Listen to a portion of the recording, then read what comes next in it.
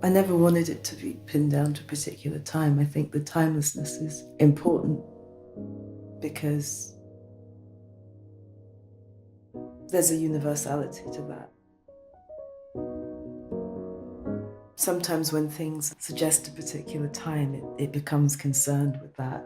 I don't feel concerned with that. I don't want to be concerned with that because I think what I'm talking about transcends time. It's everlasting. There is no end to this era.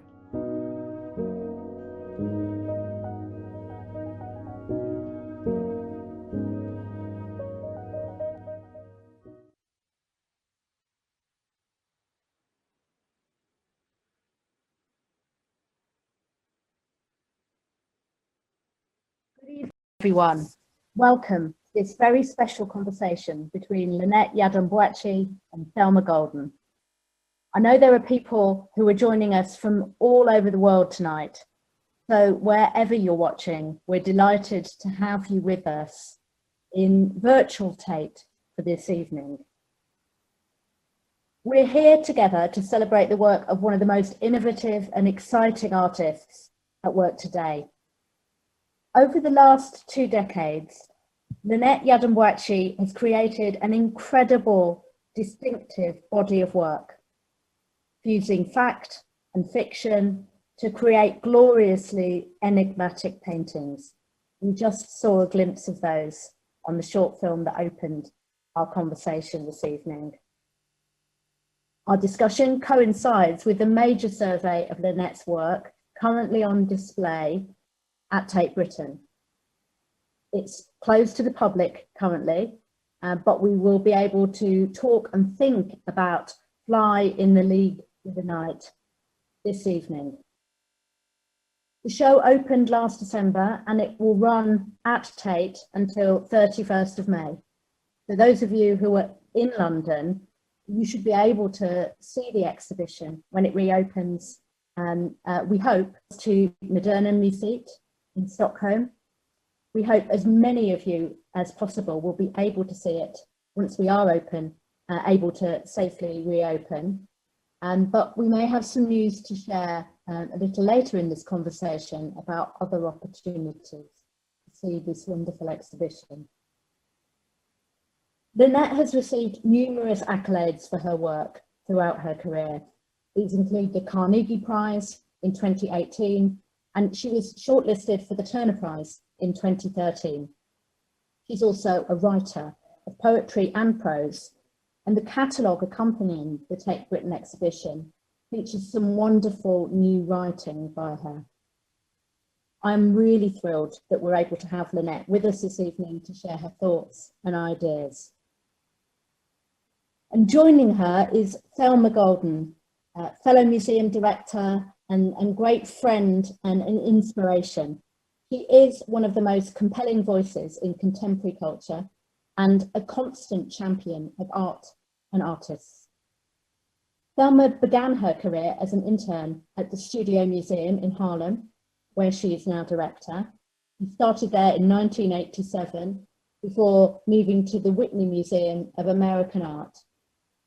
She returned to the Studio Museum in 2000, becoming its director and chief curator in 2005.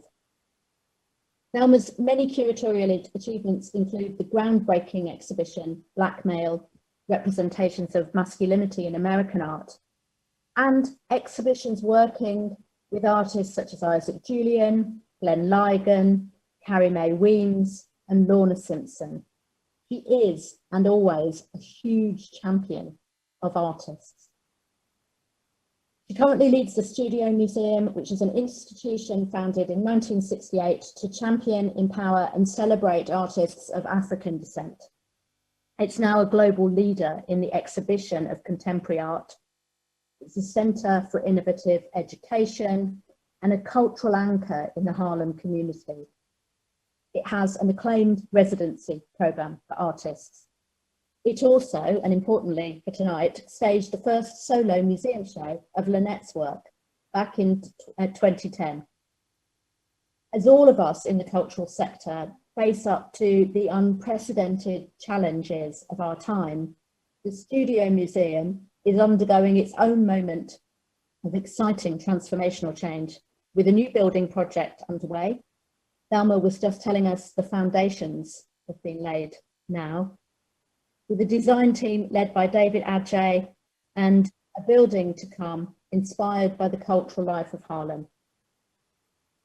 Thelma's immense contributions to art and culture have been recognised with the 2016 Audrey Ermis Award for Curatorial Excellence, and in 2018 with the award of a J. Paul Getty Medal.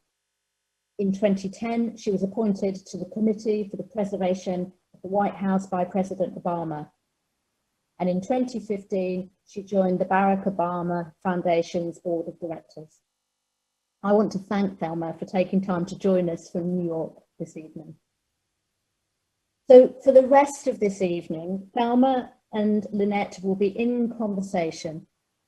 They will talk to each other for about 50 minutes, and they will be sharing some images of Lynette's exhibition at Tate Britain. And then for the last 30 minutes, I'll rejoin them on screen to share some questions, some of which have been prepared by our Tate Collective producers, our social media visitors, and some of which will be generated by people who are in the conversation, listening into the conversation tonight. So I'd like to encourage everyone to post questions for Lynette and Thelma in the YouTube chat function, and we'll get through as many as we possibly can. And so I'll hand over now to Lynette and Thelma, and director, curator and artist who have worked together, but also, I know, great friends. We're really looking forward to hearing from you both.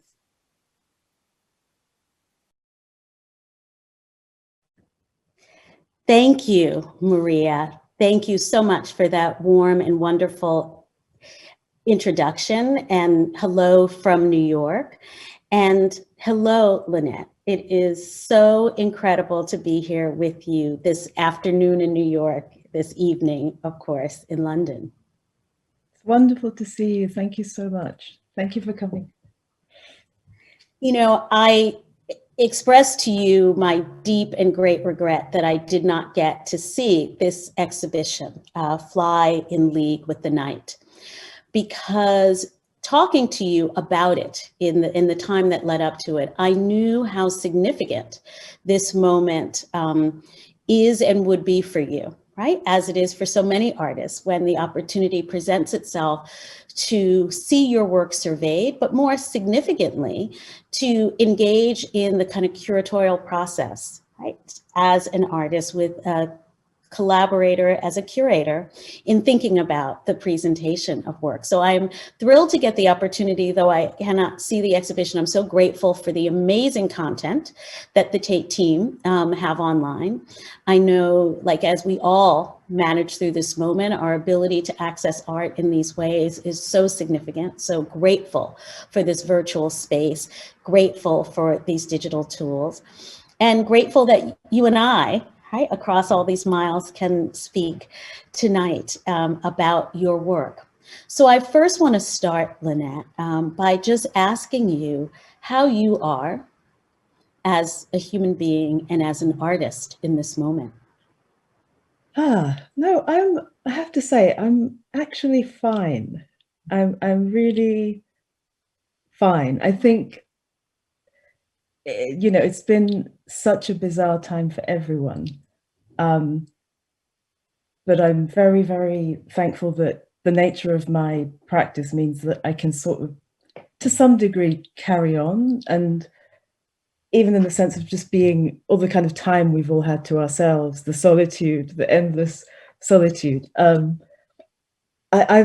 think it was actually quite productive in some ways. So not in all ways, but certainly in some ways. And yeah, I think it really, things like this always put everything in perspective, doesn't it? You just think, well, so long as I'm alive, my family are healthy, my friends are healthy, I'm in contact with everyone, you know, it could be a lot worse. So yeah, I have to like say it's actually, I'm doing fine, Yeah. And, in this moment leading up, of course, to the opening of the exhibition, and since it's been on view in the moments that it was open and hopefully it will open again, can you talk about what it has meant to make work right now at this very moment in history?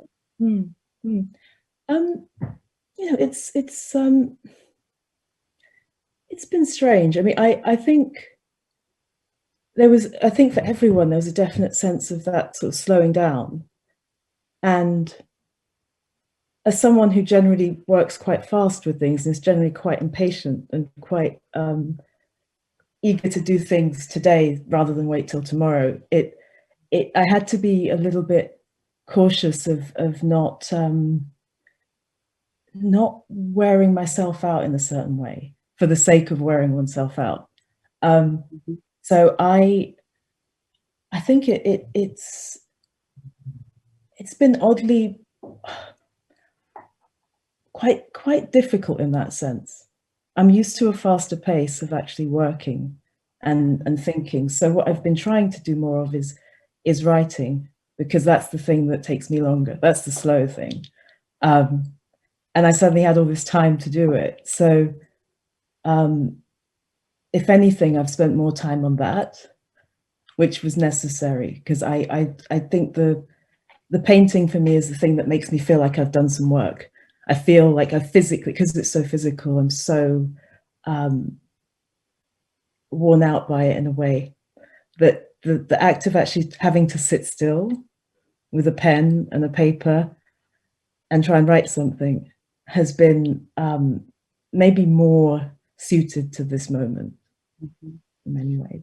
Well, I want to talk about your writing, because included in this catalog, of course, is your amazing contribution, as your writing continues to develop. But before we get there, I just want to begin with, what feels like a way to think about your work, to think about the arc of the practice.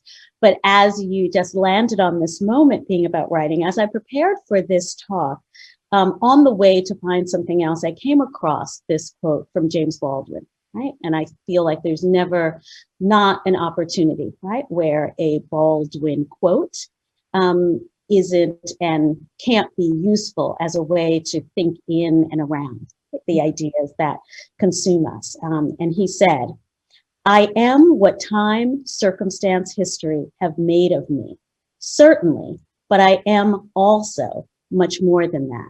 So are we all." Mm-hmm. And, as I was considering your body of work, right, and this fundamental question of the way in which you have engaged in figuration and created this incredibly significant, innovative, beautiful, powerful body of work that this exhibition surveys, and this exhibition also indicates and points to the larger body of work that it's come from.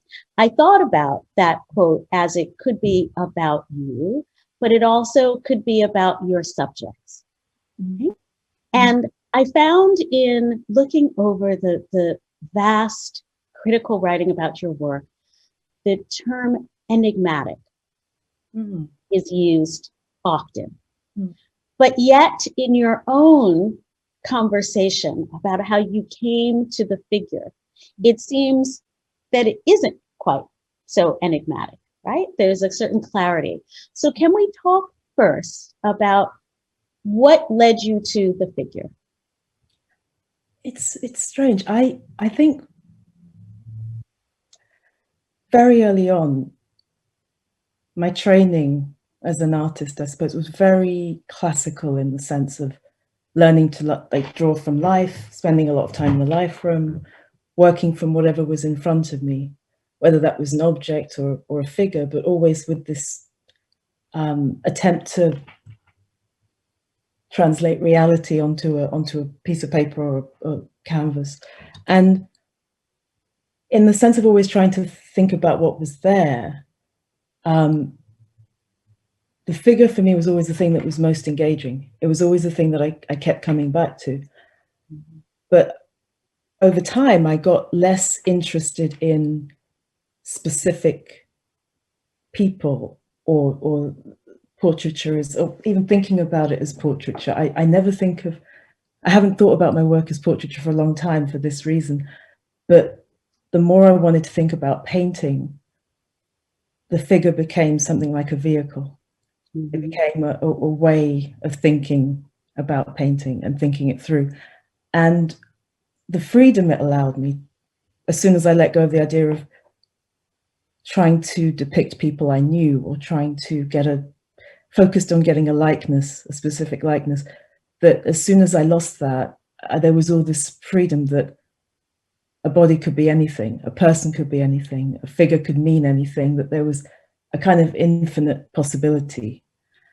And so in that sense, that it was never, I think enigmatic is always, I mean, I love the word somehow, but it's always a funny one with my work, because there was an element of pragmatism there, a real strong element of pragmatism. I made the decision to distance myself from reality, not in the interests of being enigmatic, but more because of the level of freedom it allowed me. And I think freedom it allows in looking and feeling. Mm-hmm. It was very important to me that things felt elsewhere, that things felt somehow, I don't want to use the term floating above, but that I keep going back to this idea of the infinite possibility of a person, of a people. Mm-hmm. And I just found that incredibly liberating. And it was something that I didn't really know how to explain, because certainly at art school, the fact of working with the figure was immediately a reference to reality. And I didn't, I'd have these people would always sort of say, well, why make them look like people at all? Why not make them? I was like, well, that's important too. The idea of the infinite isn't necessarily the alien. Mm-hmm. So that was very important to me as well. Mm-hmm. Mm-hmm. Thank you. Yeah. When you say that, Lynette, it makes me think of, well, first of all, I guess I should say it would be important to mark in this moment as another way to express my own inspiration by seeing what this exhibition represents, because, we had the incredible opportunity to show your work at the Studio Museum in Harlem, and your exhibition, Any Number of Preoccupations, which, is accompanied by this fantastic catalog, curated by the incredible Naomi Beckwith when she was a curator at the museum, after your work had been presented in Flow, mm-hmm. which examined in a group exhibition many ideas and themes that linked a generation of artists. And I feel those two moments, Flow and your exhibition between 2008, and 2010, really mark something significant in my mind, in my own sense of grounding of your work within this history.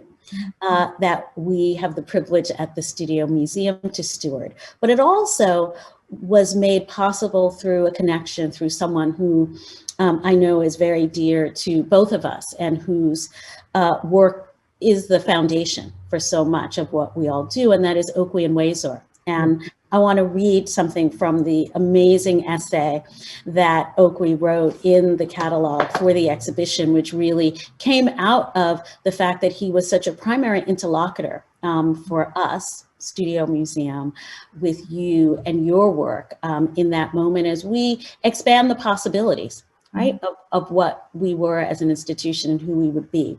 But he wrote about your work, and this was still at a moment when he was troubling this idea of portrait. So he uses that in his essay, though he acknowledges that it is not your way of thinking about the work. And he says, since Yiadom-Boakye's portraits do not depict historically existing figures, but rather allegorically constructed subjects, her work seriously poses this question: is a realist painting possible in the absence of realism? This is the crux of Yiadom-Boakye's painterly project. She affects a realist style in the process of complicating realism's relationship to veracity. And I love that Boakye used the term veracity, right? But to stand next to an idea of truth. So can you talk about the space that veracity and or truth have in your practice and your process? I think of it as, no, I love that quote, and I really, it's lovely to hear that, hear some of that essay again. I always think in, I suppose the language of my logic, the language of my thinking has always been poetry. And in a sense, for me, that's always been the truth that I work through in like when painting. And so that as much as there's a type of veracity in there, there's a veracity of heart, there's a truth of heart, there's a truth of feeling and a strength of feeling and a truth of passion. There's also always a very strong sense that I'm in my own way of working, literally physically painting. My thought processes have more in common with poetry and the making of poetry and the same line of communication within my own head is that. So fiction is always important as well. And in terms of the fiction that I've always loved and always has always inspired me, it is the real. It's very much rooted in the real, but so imbued with this poetry. So I think of James Baldwin, I think of Toni Morrison as really important to me because of that. There was always this truth, and yet the poetry never goes away. The poetry is the language, and that I was really trying to make sense of this earlier, trying to remind myself, because I haven't seen the exhibition for so long, I'm trying to remind myself of the thought process and how that linked to the painting of each work in the show. And it really was this, it was whenever the problem, as I was going back to earlier about like where I had a problem explaining what I was doing and trying to find a way of explaining things that I found inexplicable, but coming to understand and accept that, is poetry something that you explain, or is it something that you feel and understand? And I think I made peace with that. I think I've made peace with that. I think so. That brings me to, in the catalog that accompanies this exhibition, the excellent catalog, Elizabeth Alexander contributed an essay, and she says in that essay, is what the poem or the painting gives us the surface fantasy and fact, known or imagined? Does it matter as long as the work of art takes us somewhere human and true? So again, bringing back this idea of holding together, right? This idea of a truth alongside the imagined. How it specifically, right? Because this might be a way to talk about your titles, which, Elizabeth refers to as your poet's hand, which I thought was a wonderful way to bring together these two ways in which you work, the hand of the painter, but with the poet's hand. But can you speak about your relationship to language and the way in which that relationship either is manifest in the writing or, as you have just indicated, as a part of the process to get to picture making, how that plays out in your work? That's a good question. I think I suppose there's two strands really, or three, if I include titles. So if I think about the process of painting, it's a poetry, literally thinking in terms of the tools of poetry, so metaphor, simile, the use of different ways of thinking about descriptive language and rhythm also is very, very important. and translating that to the or that as an adjacent to the titling of the work, which I've always positioned as an extra mark. The title is never an explanation of the painting, but it is, for me, it's like another mark. It's another brushstroke. It's another mark next to the painting on the wall or in the air around the painting. It's the thing that you describe the painting with, and it's never a description. It's never an explanation. It's never a justification. So the language there is it's my way of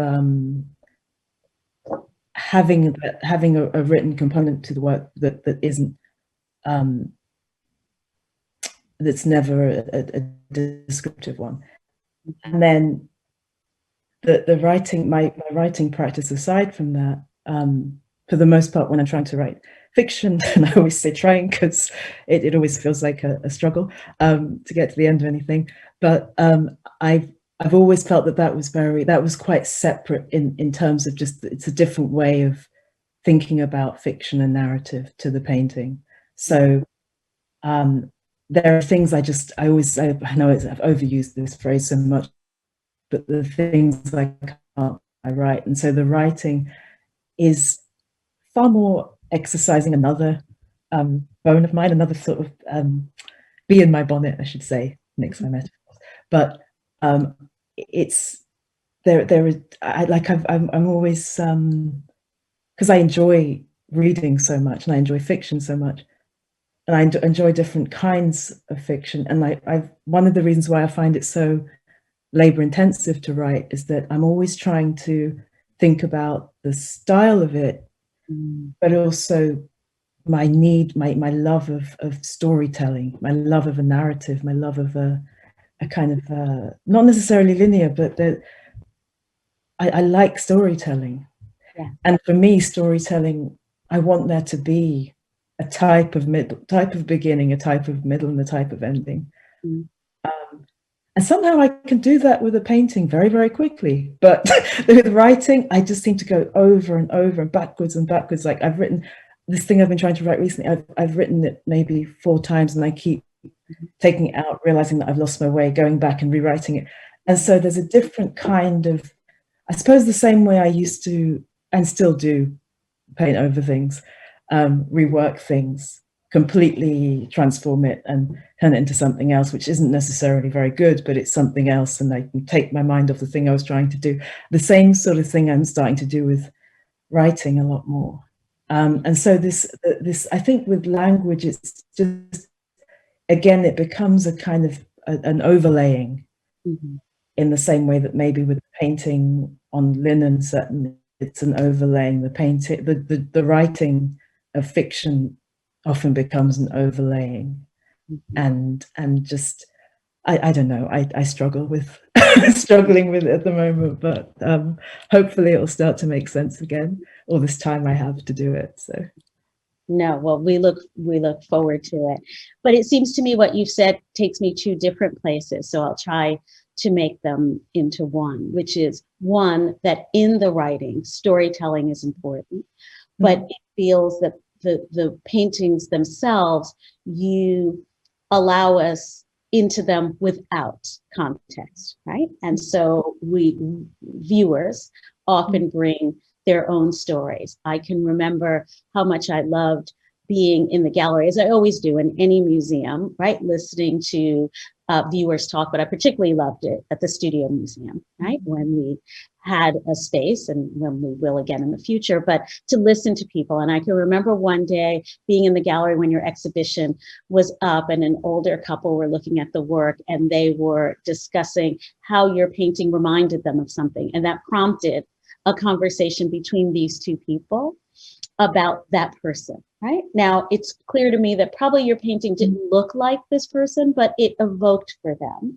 a feeling. But then the conversation had got deeply animated and was incredibly intimate and filled with feeling, right? As they both back and forth said, doesn't that remind you of Joe? And they continued that conversation, and I eavesdropped, horribly for the entire thing. So this idea that with your writing, storytelling and narrative is important. With the work, narrative is not what you give us, but you do give us these titles.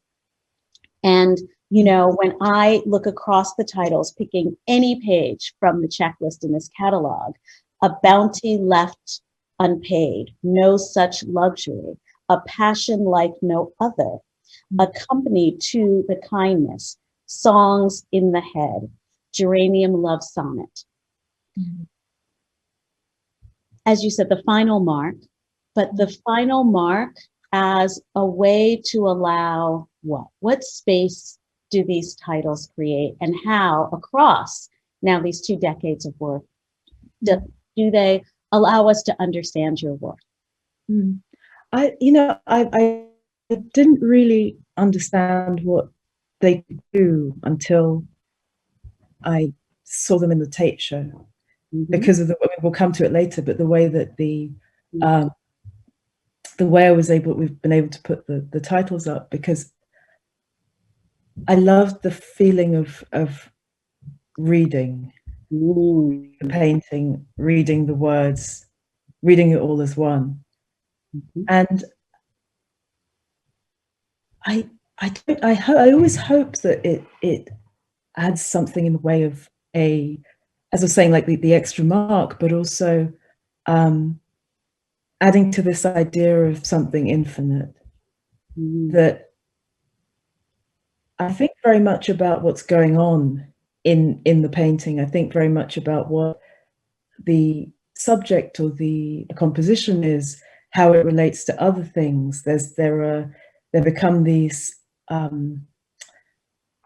conversations going on between works across time, and that always feels very whole to me. There's a continuity, and I think I also really love the idea of again, this idea of reading, so that when you're able, so that you're looking at the painting and looking at and I suppose making sense of the composition, the use of color, everything else that you would think about with a painting, but then also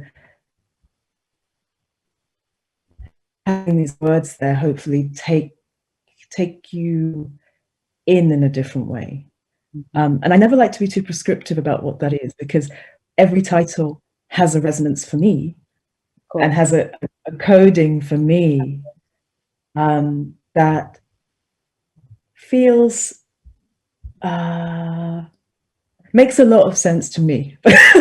Makes a lot of sense to me, but not it doesn't really matter if it isn't clear at the same time, because it's never been about clarity, and it's as I said, it's never been about an explanation. But I've always really loved the keeping that as a code in my head to remind me of what I was thinking, what was going on around that work. The titles generally come to me while I'm making the work, making the particular painting, and where they relate to other works, or where there's like a series of works, like the man in the stripes always being a time of day and the weekend, or a time of night. Sorry, a time of any point between the hours of darkness, or the other groupings of the larger format man smiling in the white top. That it becomes almost like I can't find the word, but like an alphabet almost, or something that signifies my own head. And I think it's another way in, I hope. I think it is almost indexical. It made me want to see all of the titles in chronological order, right? It made me think of, Robin Cost Lewis's beautiful sort of poem that's created that way out of the titles, right, of works. And I was brought to, again, thinking about language, right? And another phenomenal creator of language, manipulator of language in Robin Cost Lewis's work. And that's how, again, in considering this catalog, seeing the exhibition as I did, it was a way in. I think at this moment, I would love if we could begin to show the video from the exhibition and have that playing, Lynette, as we talk a bit about process. But first I want to say, because I think, and, you know, I've had the privilege of experience with many artists, like what it means to have a survey of this sort that takes in 20 years, you know, 2 decades of work, you know, over 80 works of art. How does this feel? And what has it taught you about your own work? I have often, in listening to you speak, when you speak of inspiration, right, artists that inspire you historically or your contemporaries, you often use the term, you say what you've learned from their work. So I want to ask what you've learned from your own work, from seeing it in this amazing and beautiful, beautiful, beautiful exhibition. Oh, thank you. No, I think the thing, first of all, the thing I learned seeing it all there when everything was out of crates, finally in November, the main thing was, oh, it's not bad. You know, it's definitely not as bad, because for me, I have to admit, I was quite terrified. Only in the sense that I mean, there was the Serpentine show in 2016 or 2015, whenever it was, I can't remember now. And prior to that, the Studio Museum. But I suppose there haven't been many occasions where I've brought together a body of work that's from a period of time. Mm-hmm. And I think at each one, you learn something different. And this being the biggest one, it was the most frightening, just because I had no idea how this stuff would look together. And as much as I'd been doing, I had like a scale model of the gallery built at home so that I could figure out the hang and the sequence and the views and the all the different viewpoints within the show on the scale model. And I spent the best part of a year in the end on that, which was great. I had extra time to do it. But it was until everything was out of crates, I really didn't know whether it would be terrible or not, because you just can't get a sense until it's all out. And then when it was all out, I think that the thing I learned and the thing I was so grateful for, in a way, was that I'd had all that time to actually think about it ahead of time on the model, because in the selection of the work, much of my selection was quite our section, mine, alongside the curators, but they gave me a lot of freedom. But for the most part, my selecting was based on things that I hadn't seen for a long time, that I wanted to see again, things that were important to me personally for whatever reason, whether it was to do with when they were made and which work to select from each body of work. And also just picking things that I loved for different reasons. But I really didn't have a hang in mind at that point. So it was really a case of that selection happening before I saw whether it actually made any sense together. It was kind of, it always feels like a bit of a gamble. And so I think, like in the similar, I was thinking back a lot to the Studio Museum show, and working with Naomi on that, and I'll never forget the wisest things. Naomi's a very wise woman, but one thing she said to me, and I remember it so clearly, was you can't always have what you want. You can't always have what you want. Mm-hmm. And she referred to the Rolling Stones song in that as well. You can't always get what you want, and I really had this idea that things had to make sense to each other. So it wasn't always a case of just having the things you like the most or having everything. There was a lot of editing that had to happen. And I had to be quite strict with myself about that, because you can't ship the whole world to London. It's not right. And so, yeah, in doing all of that and thinking back to that experience of the Studio Museum, which I'm forever grateful for because it taught me so much.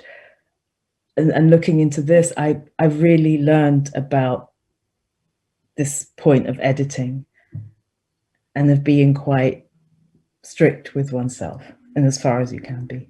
Mm-hmm. I think what I felt I saw here was in the beautiful installation, which does not tie itself to chronology, right? Mm. The way to see through what have been some of the linear passages of your work, right? In scale, in subject, and in composition, along with some of the process shifts in your work, along with what seem to be the anchors of the way in which certain figures or ideas, as they relate to the figure, sort of visit and revisit themselves. And then most significantly, I looked at this exhibition online, of course, but with an intensity of transporting myself into those galleries. And I thought of an exchange that you had in a public talk with Glenn Ligon that he relayed to me on the occasion of standing in a room of your work, where he talked to you and then spoke to me about the brilliance of the way in which you install to allow for the gaze in the works to sometimes be to the viewer in the gallery, but sometimes to other works.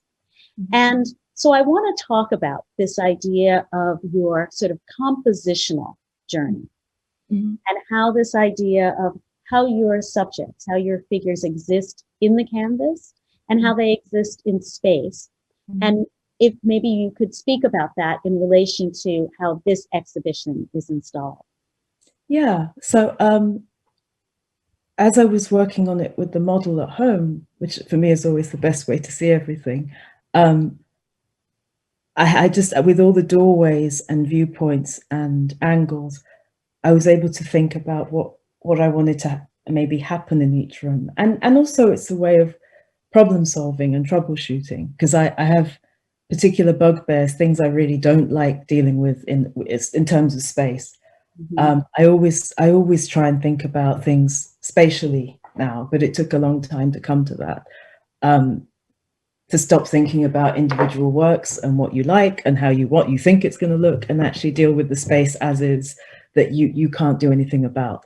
And so with for example, with the first room, and having the first thing you see through that doorway and thinking about the shape of that doorway and the width of it, and having things really, Aisha did a fabulous job at building the model. So you really got a sense of what that first viewpoint would be. And I wanted a forward facing gaze. As soon as you walk in, I wanted you to be greeted. I wanted someone there to greet you as you come.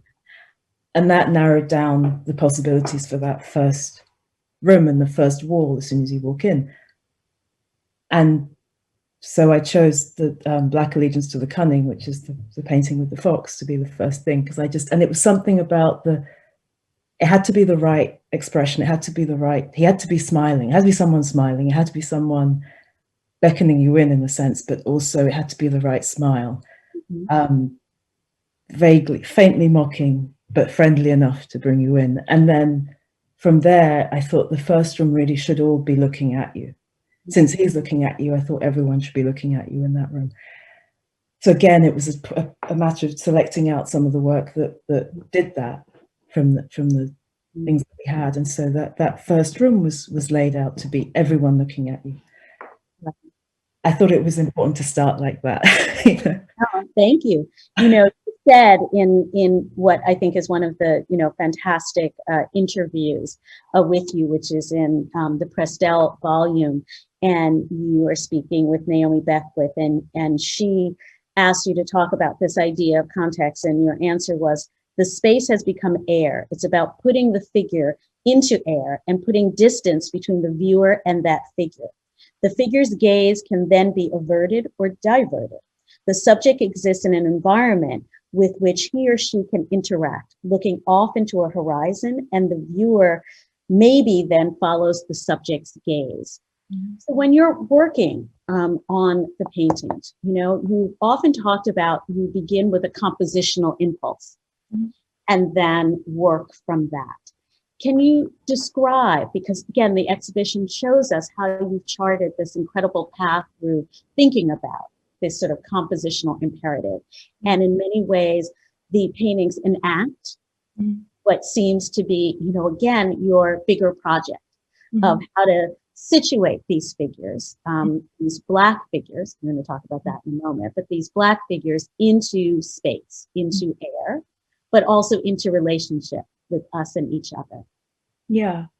So I think that imperative, I always think about the like setting yourself a problem for the day. I always try and think of it as a task for the day or a problem for today. And it keeps me bringing new things, new people, new passions to what I'm thinking about. And so, just for example, this past weekend, and I've been working at home a lot, and I had a real a very jumpy day of not knowing quite what I wanted to focus on. And by the time I settled on it, it was about 5 p.m. But I had decided that this was meant to. I really wanted to think about, again, this forward facing figure, but because it's on such a smaller. I can only work quite small at home, because it's a smaller scale canvas. How much, really, how big can you make something in that? How much can you make something fill a space, but not physically, almost in terms of spirit, in terms of how do you really do that? Because it's an example of one of these things I set myself to do, and so in doing that, I don't think it really went very well, but again, it came to all these details. So what's the nature of that gaze? What's the nature of that smile? What should the hand be doing? Where should this person's holding an object? What should that object be? They're turning the handle of a door to the side, but they're kind of turning around. There was an awkwardness to the body. So and it was, I think, as a way of trying to react to what the decisions I'm making as I go along, that hopefully throws out other problems that I then have to tackle. And I found that because I've been working so much on linen, and I'm able to go back and change and do much freer than I can with the canvas, it has allowed me a lot more freedom in that, but also it's a lot more problems. And I think that idea of trying to solve a problem compositionally, and really thinking in terms of a body of work and a group of work. I think the trouble I have at the moment is that I'm working in my conservatory, which is behind me, and it's such a small space that I have all these things piled up and like sort of positioned around me. So I'm always thinking, okay, that this is what I have done, so I don't want to do that again. But I'm thinking about it in relation to what I'm about to do. So there's always this conversation, and it's getting a bit intense because I can't, I'm not able to get to my studio at the moment, so I'm working in this very tight space, but like with more and more and more appearing around me, and that is somehow in conversation with each other. And I'm seeing all these gazes moving around, and of course none of this stuff will, I mean, it's unlikely it will be shown together at any point, but like, and most of it will probably be trashed, but I found it incredibly helpful in the same way that I do when I'm hanging a show, to think about these relationships, these dialogues going on around me, in terms of how that informs what I do next. So it's almost about, in part, it's like looking around and thinking who's missing or what's missing or what haven't I done. And I'm always angry with myself, because no matter what I've spent the day trying to do, it's not what I was supposed to do. Like it's not worked out. It's not the thing that I set. It's not the question I set out to answer. Right. But it's another answer to another question, because I get very distracted, mostly in a good way, when I'm working within work. The thing that I thought I was going to do is not the thing I end up doing, for the most part. Right. Well, you said it. The paintings function like that because I leave a lot up to the materials. Yeah. A lot of that space is kind of arrived at in an instinctive way rather than being planned. So, I think in some ways, if we combine that with the way which you've always described your process, right, as being one where you don't always like to go back, right? You like the resolution of the painting to come with the thinking that involved it in the moment. But also it seems that this is a way in which what I would say, Lynette, is what I always think about your work is that it's very efficient and economic, right? You see the choices, the viewer can see the choices that you have made, and you make them with an elegance, right, that then creates the total out of those sort of parts of those decisions, compositional and content wise. Can you talk about color in your work? And I mean that both ways, right? Because in some ways, your work has been made to perform a lot of work in relation to the larger conversations art historically about representation, right? And how your work lives within a trajectory and a tradition of that. On the other hand, your work, you have come to some very specific and rigorous ideas about color, right? And the way in which you use color and what color indicates. So can you speak about this sort of both the painting poetics of color, but also the politics of it? No, they're really tied in. More and more, the two have become one thing for me in the sense that everything is relative. It took me a long time to circle back to the very first things you learn at school about drawing and painting when you're really little, about like color wheels. When you do a color wheel and you're taught to understand what a primary color is, what a secondary color is, what a tertiary color is, and what they do to each other. And then the chromatics and all the stuff you learn at maybe GCSE or A level, and you put to one side because it's boring and you want to think about ideas and you want to be John Lennon or Prince or whoever you were trying to be at that time. And so I've really had that where I was just like, oh God, leave me, I don't want to think about that. I want to think about subject. Blah, blah. And then it took me about 20 years actually, to realize that those things were not only the foundation, they were also the bricks and the mortar and the paint and the interior decorating. They were everything to it, because it's so much about these relationships between colors. And it's so much about the fact of one color never really doing anything by itself. I had a wonderful tutor when I was at the RA, Alan Miller, who said to me one day, I mean, I really never knew what to do with color, and he was excellent with color, and he said, you apply your eye makeup more effectively than you do in terms of color and how you work with color. You do it far more effectively with your eye makeup than you do on a canvas. You need to address that. And it really got me thinking, as I was like, actually, no, he's got a point. I was just, you take a color, you put it up, and then you wonder why it's not doing what you want it to.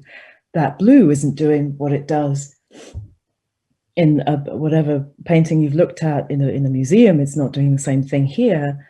And it's simply because you haven't built the relationships within that piece. And so I had to relearn all of that and start to think about it very seriously. And because no color exists in a vacuum, you're forced to think about things as being relative, much in the way that we do in our own lives, and much in the way that we have to, in the way that we navigate every space as we are, and trying to be as we are, and knowing that it depends on who else is in that room. And so the two really have become the same for me, because as I'm painting and I'm thinking, that or as I look at things, or as I look at people, as a way of trying to understand how color is constructed, or how a thing or how a person is constructed, and you see all of how the clothing they're wearing is operating against their skin, is operating against the chair next to them, is operating against whatever's behind them, is working with their hair or with their jewelry or an object they're holding. So it becomes a series of relationships. And you come to understand that even when one thing is one color is by itself, or one, as with one, people are by themselves, it's a very different conversation to when these things become intermingled and you start to have relationships between those things. And so I think, yeah, it took me a long time to come to that, to realize that about what I was doing and about how I wanted to think about color in every sense going forward. That's right. And then that then leads us right to then the fact that your practice has engaged in making Black figures, right? Mm-hmm. And so that happens not in a neutral space, though no. For you, it exists within the universe of your visual vocabulary. But can you talk about, you often talk about the idea that brown, right, and the way you've taken on skin color happens in multitudes, right, is an infinite space. But can you talk about then, how these ideas from an aesthetic place have informed the way in which you think about the work does from the space of representation? Yeah. So I think what was always a struggle for me was trying to find a way of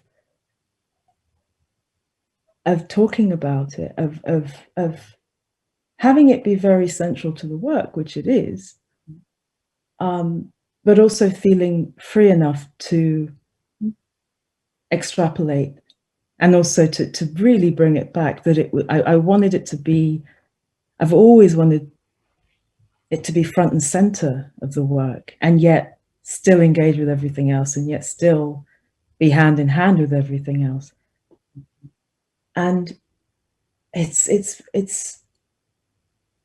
taken a long time to work out how I wanted to do that. And it comes back to this idea I have I feel of the infinite, and given that space is infinite, it should never be about explanation. It should never be about validation. It never should be about tolerance either.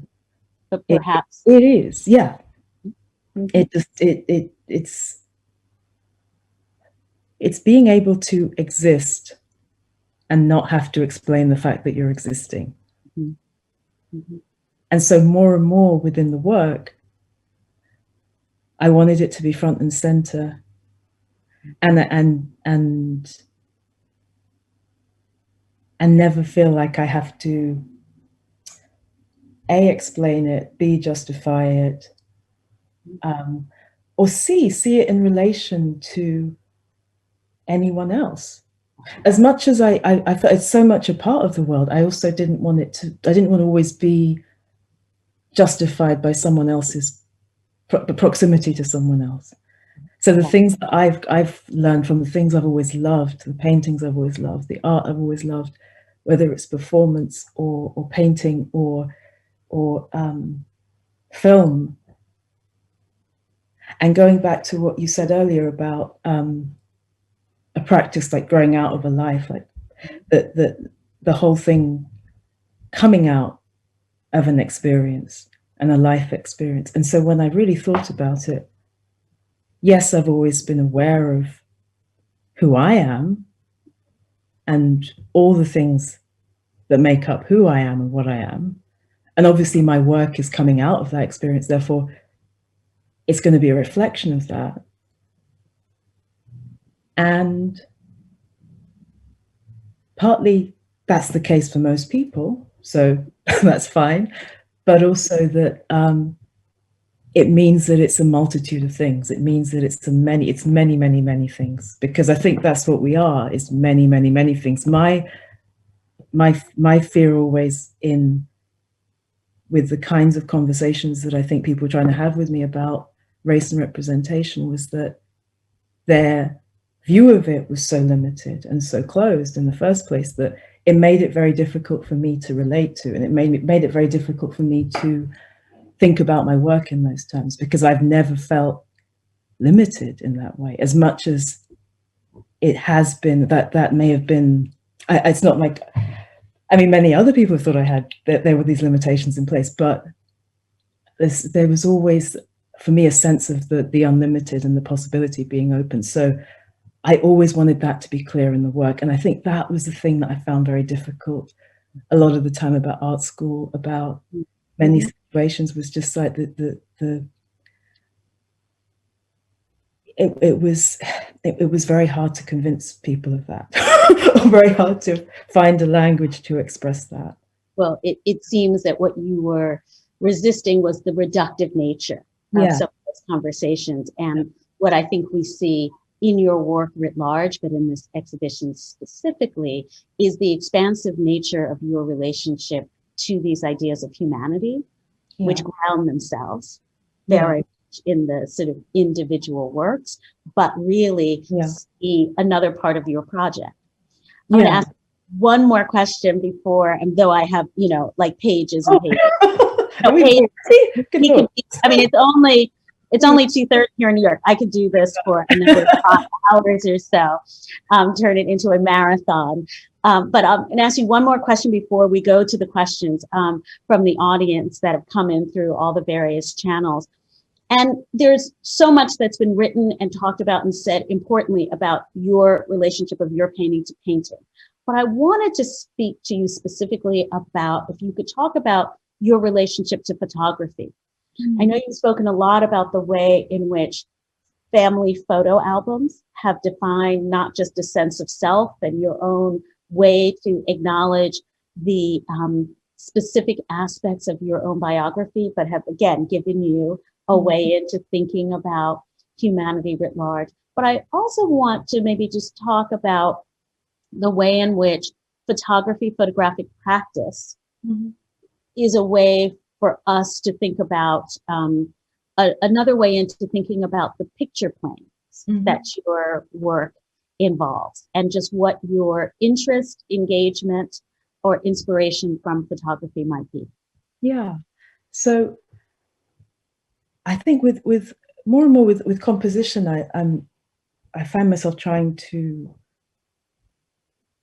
find things that I haven't, maybe not even things I haven't done before, but I find myself trying to maybe surprise myself, which is always a bad thing to try and do. But I think a lot about those, I suppose, slightly off-kilter compositions, or not so much snapshot, but just the moments captured by certain photographers. So I think a lot about someone like Alvin Baltrop. Is a real wonderful, such a favorite of mine, because just the nature of the way that the nature of how the photographs were taken, the nature of the situation he was in taking those photographs, and the way that you get these universes, this incredible approach to space, and also that these moments that are, in many cases, quite awkward. The composition can be quite awkward. These aren't necessarily staged in the way that a studio portrait is staged. And much in the way that I think of someone like Sickert or Toulouse-Lautrec or something, that idea of capturing a kind of a demi-monde, but also the nature of capturing the world around you and the life you lead, and the way you see the world and what you're seeing in that world. That it's a far cry from the model of the kind of studio portrait, but it captures so much of that world, but in very unexpected ways. And I think that's the kind of photography I think most about now. I think, yeah. I mean, I could go on and on, but I shouldn't. Yeah.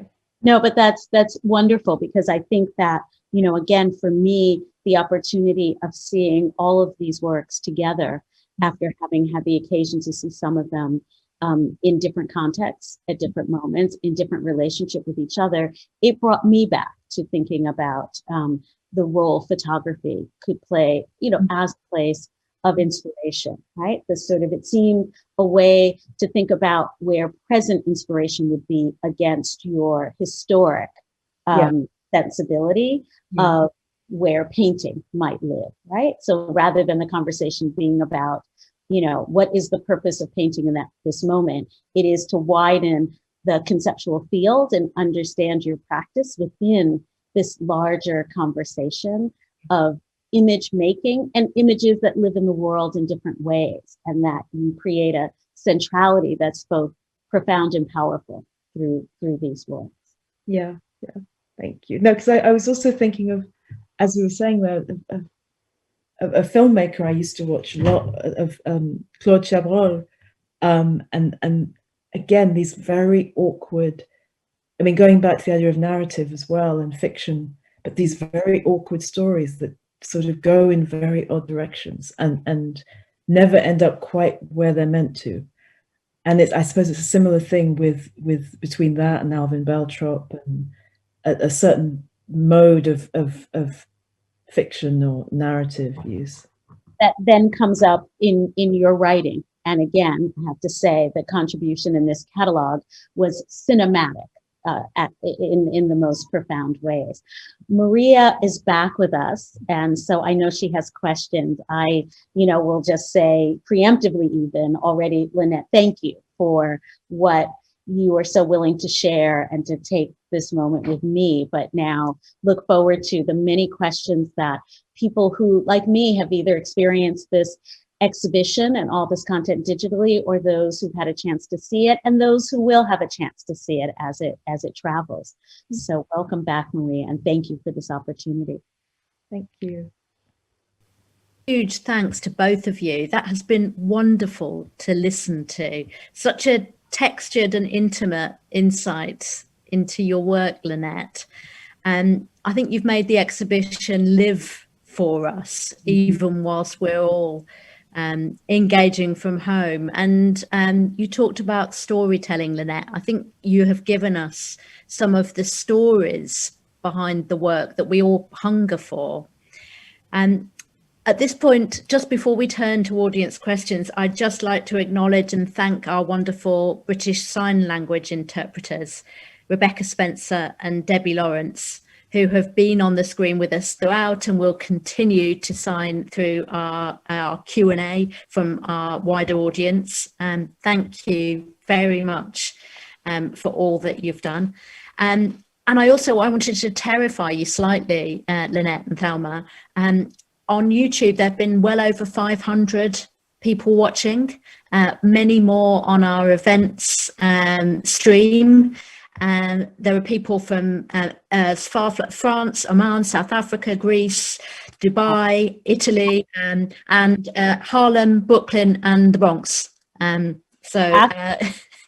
know, Lynette, hello and thank you to them all. We know in that audience are many people we know and love from our many, many communities, and many we don't know, but feel privileged and grateful that they would spend time with us this afternoon. So thank you. Thank you so much. Oh no, it's fantastic to know that so many people are watching and listening. So we have had some questions that were sent in by the Tate Collective producers, who I will be thanking also again at the end of our session. I'm going to start with a question from them because it felt like a starting point question. So Eman Isanga asks Lynette, what is your starting point when you begin a painting?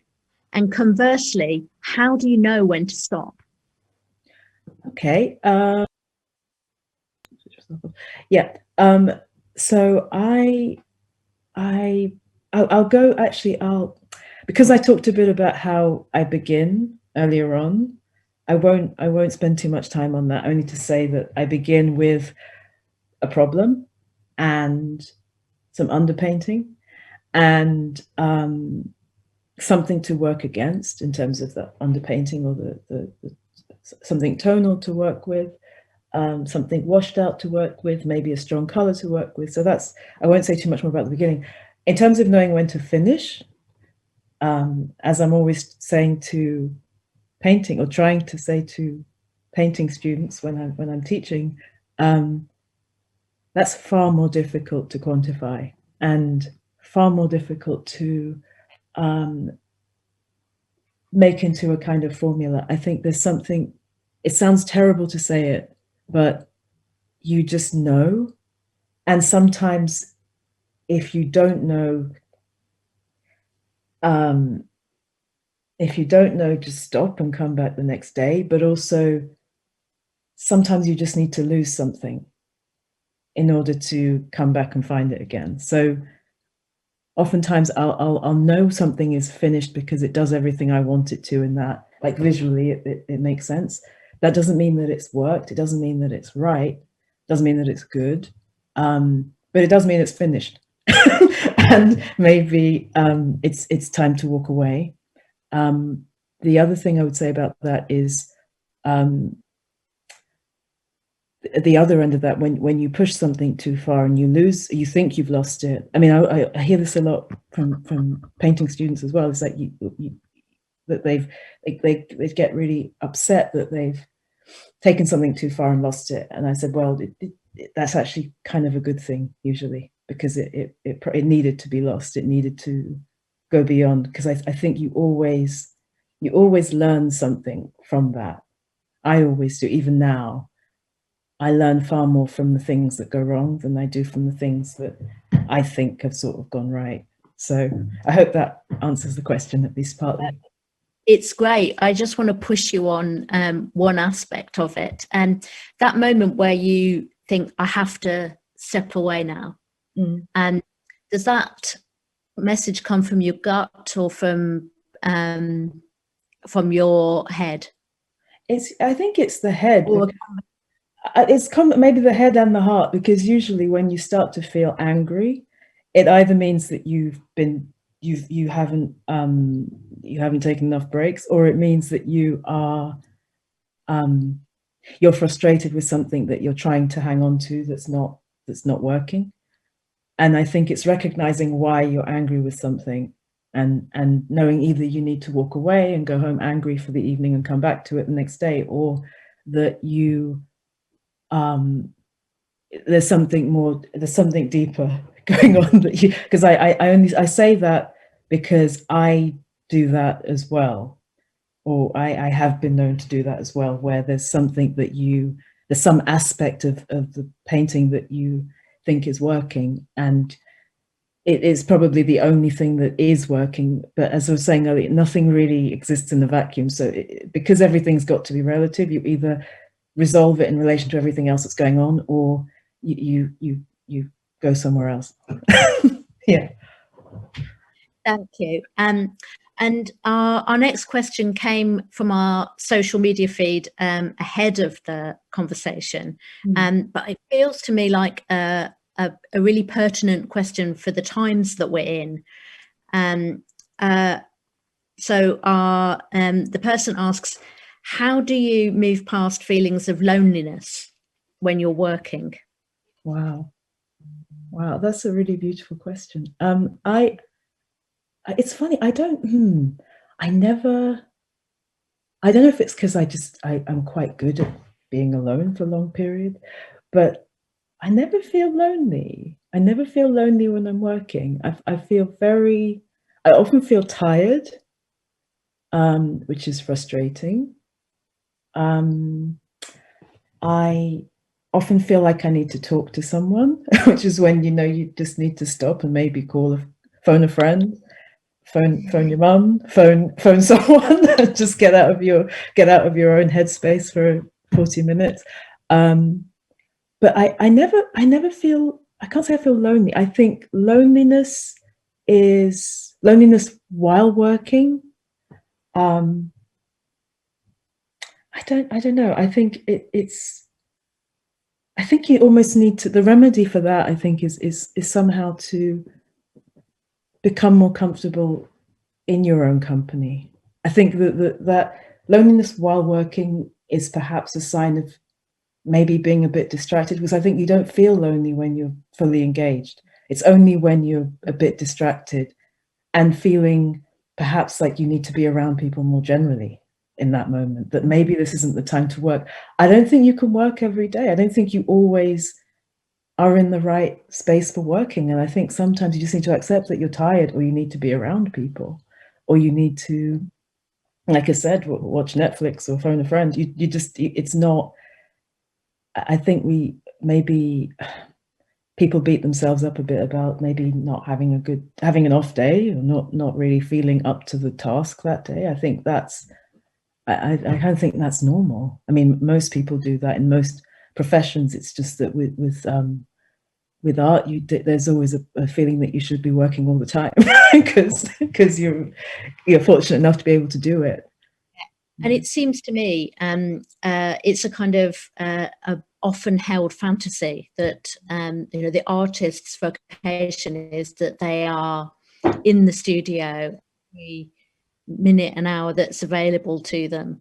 But actually, the work, you have talked so beautifully with Thelma about the work of the imagination, about which is not only the work of the brush, it's the thinking work, it's the engaging other people work, which is creating the work that you then do that happens to be on a canvas. Yeah.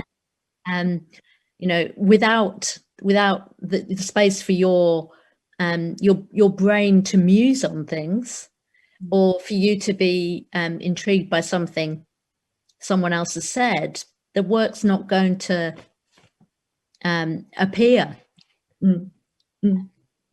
I think the other thing that I'm really struck by is your point about walking away and accepting that it's not always perfect. And there have been several questions from our audiences about how do you know it's worked, or how do you know it's a good, and actually what I've just heard from you is that wrestling with the acceptance of what it is really crucial. Did you always have that? Yeah, I think yes, but I think most of us do. I don't think that's a superpower. I think most of us do. You're just not always ready to accept it. I mean, if I think back to, as I was saying earlier about with Thelma, about when we did the Studio Museum show, and it was really my first, any kind of museum show in the US, and certainly in New York. I mean, somewhere as incredible as the Studio Museum, and being in New York and doing, I mean, in my head, I had all these thoughts about how it should be and what it should be and how I wanted it to be.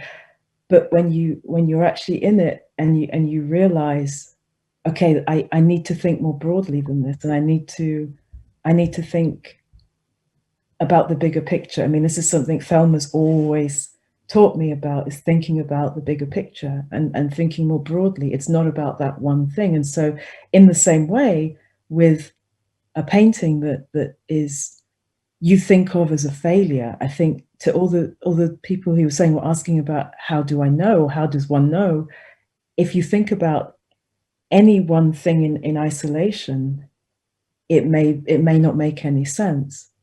But then down the line, when you've done maybe 5 other works, and you look at the group together and you think, what are they doing to each other? What's the conversation here? Because all of this has come from you. All of this is of your volition, is of your making. So once it's all there, what have you told yourself? What is that conversation? And I think when thinking about even bringing everything together for the Tate show, there were things there that when I've made them, looking at them in isolation after a very long, angry day, I thought, this is crap, this is rubbish, this hasn't worked. I'm going to trash this tomorrow.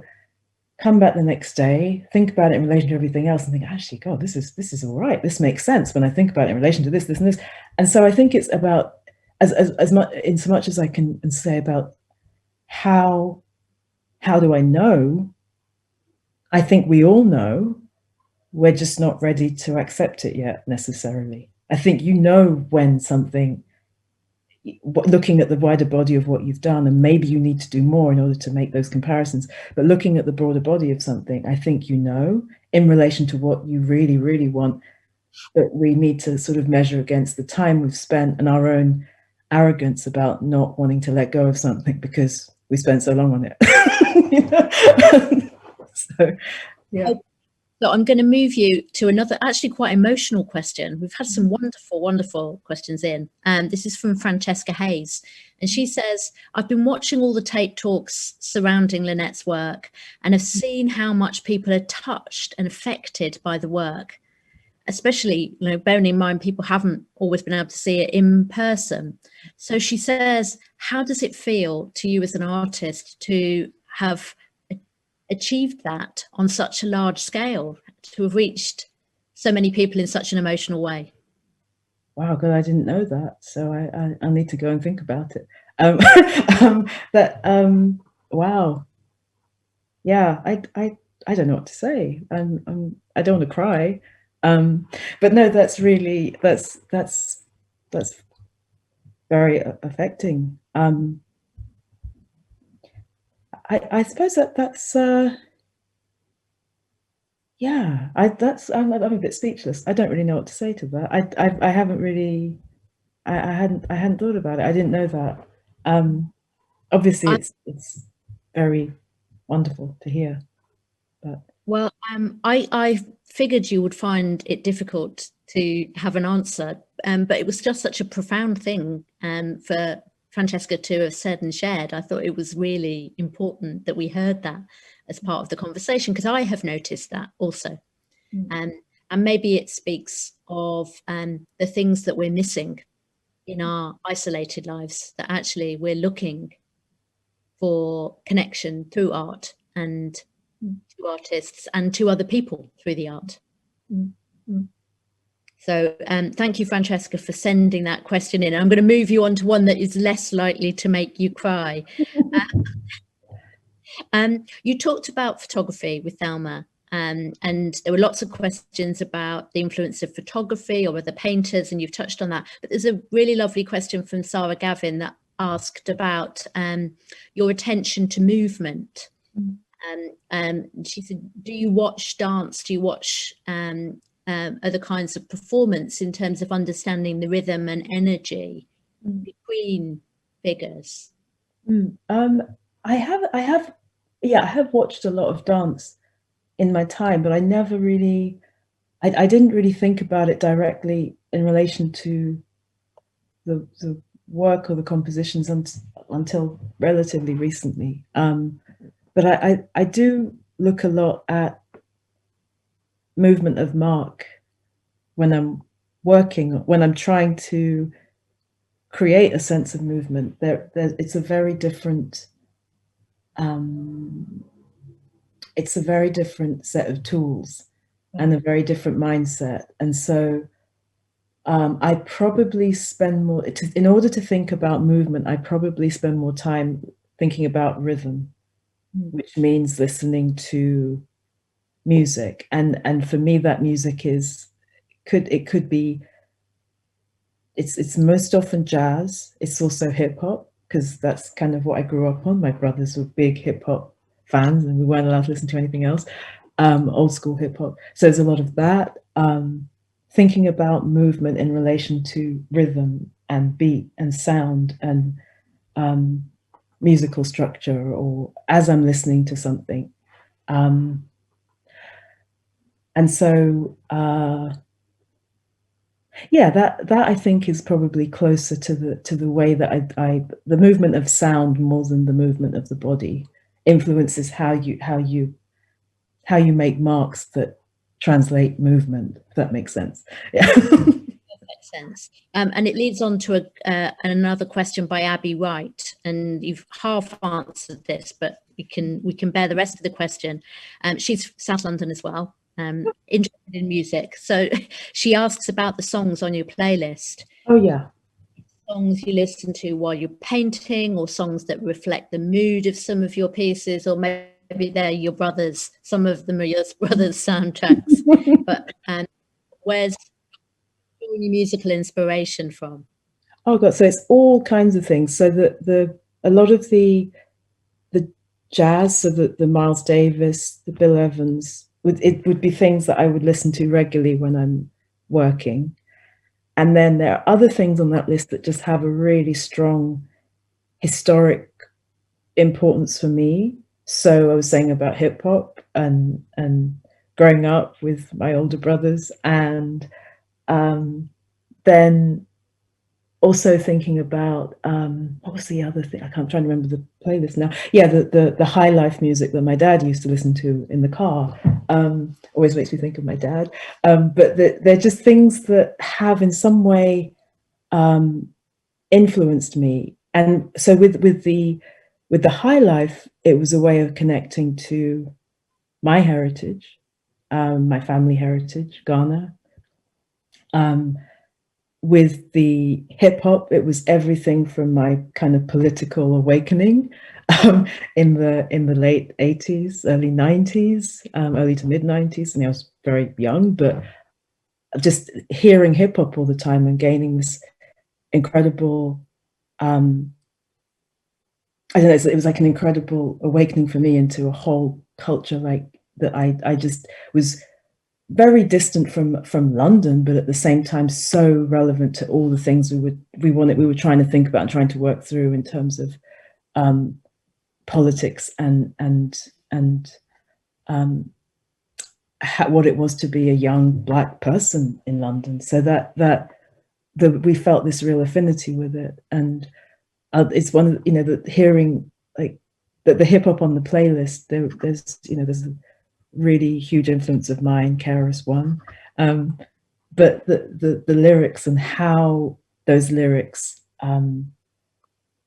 inspired me and made me think about the world very differently at a very young age, very formative years, and got me so interested in the history of Black people all over the world.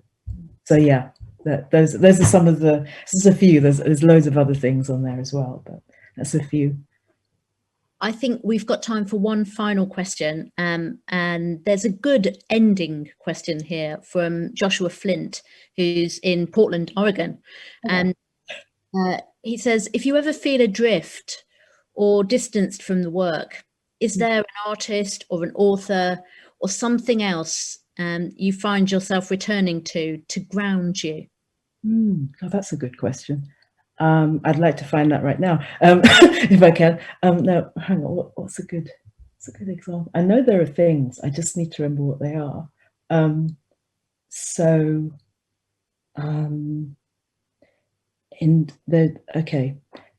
I would always go and read any of Oakwy's writing, any of James Baldwin's writing, any of what else? Yeah, okay, maybe that's it for the writing. Yeah, I would read something by them, and in tandem with that, I would probably spend a lot of time looking at Vuillard or Bonnard or Sekut or a few other people, like looking at work. That always is very grounding. I would definitely spend time just writing and accept that maybe I just need to be adrift for a while and it's okay. I would always go and listen to Sketches of Spain by Miles Davis. I would definitely always go and speak to my family. So any conversation with my brothers, my nieces and nephews, my mum, it always has a way of bringing some kind of something back to reminding me of what I was doing and why. Same goes for certain friends. I would always go and talk to them just about anything, not about art. I mean, it's not really about talking to them about art. It's about it's about reminding yourself of who you are and what you're doing here. Because I think sometimes when you spend too much time in the studio and maybe not enough time wandering around outside the studio, you can lose track of why you started doing this in the first place. So you have these anchor points of places where and people and places and things you can go back to. And if all of that fails, then I'll just go and watch Netflix for a while and hope that it comes back in a few weeks. I don't know. Yeah. I am Maria? all too that it's 8 o'clock. Oh, good heavens. Yeah. Maria, if I might, though, it seems that was a wonderful question to end on, because it really did allow, Lynette to speak about the ways she comes into her work. But being asked that question a different way in the past by Naomi, she answered, and I want to read Lynette's words. You said, "I think once you make peace with the idea that there isn't a masterpiece that you're working towards, then it becomes more that the work is the life led. The work is a life's work. And that goes on for however long it goes on, but there won't be a point where I get so elegant or so good or so satisfied that it's done. Of course, I have a long way to go, and I hope I never really get there." I thought that was so beautiful and profound, Lynette, as you talked about just this question of what you do and how you keep going, but also your hope for your own journey through your work, that you continue to ask questions and to seek through the work a way to be in the world that is beautiful and powerful. So thank you for that. Thank you for those words. I wow, that was a long time ago. Wow, thank you. Thank you for bringing that back. It's a perfect point for us to end on. And I'm aware we've gone on a kind of conversational journey that began with James Baldwin and Boakye and the relationship to Lynette, and came back round to that at the end. So it's all come together beautifully. So I just wanted to finish with a very few important thanks.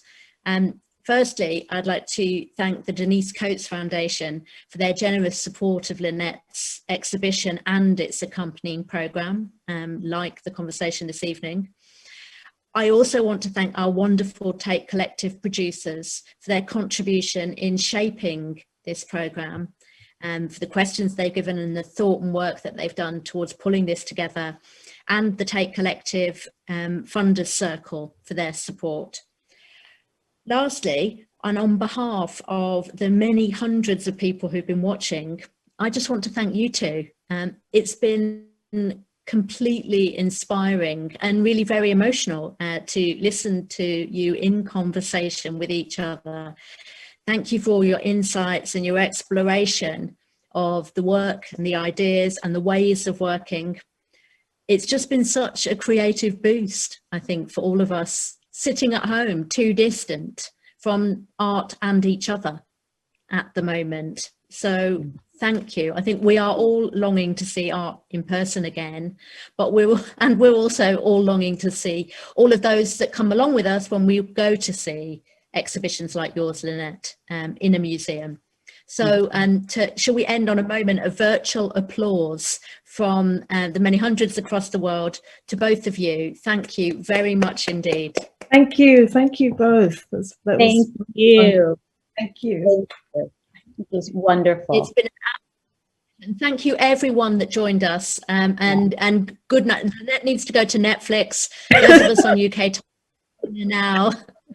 Thank you for your time. It's been wonderful. Thank you.